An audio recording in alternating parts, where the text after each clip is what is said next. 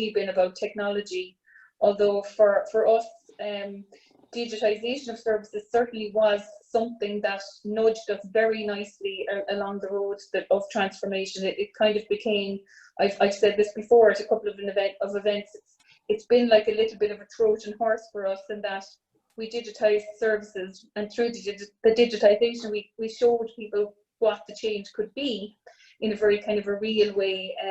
You know, there was an actual product at the end of it, and if we hadn't built on that, then we wouldn't have had any transformation. But I guess digitisation was like a catalyst after that then. No, many CIOs had an agenda for transformation that sometimes they were delaying for many different reasons. Sometimes they were afraid to change, sometimes they were not that confident that they were able to execute, and sometimes they were resisting to things like remote work, saying, you know, with a lot of bias against it, and suddenly they were asked to jump into remote work.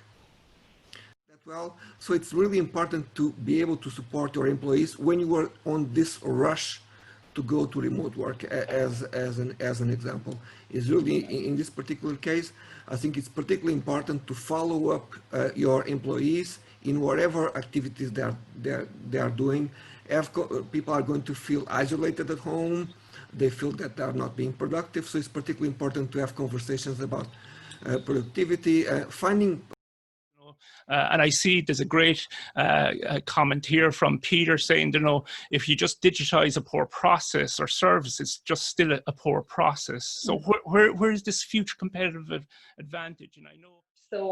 So transformation, in my opinion, is something that's kind of systemic and sustained. And it's more about evolution nearly than it is about change. It's about, you know, really improving, adapting, even surviving. It's so necessary across all sectors these days. So I think yeah, digitisation has been a means to an end, but absolutely not the end for us. Being the devil's advocate here, I think maybe one of the dangers of COVID is that we're going to get better, but at doing the wrong things. You know, that we're all focused on people working from home, and that is very important. But who's looking at what's going to be over the next hill? You know, in terms of the very strategy of the business. For me, they're operational concerns, but who's looking at the strategy, digital transformation as a strategy, about the positioning of these organizations, the things we should be doing, not getting better at the things, you know, maybe the wrong things or the things that are just must-haves, but actually figuring out where do we need to go next.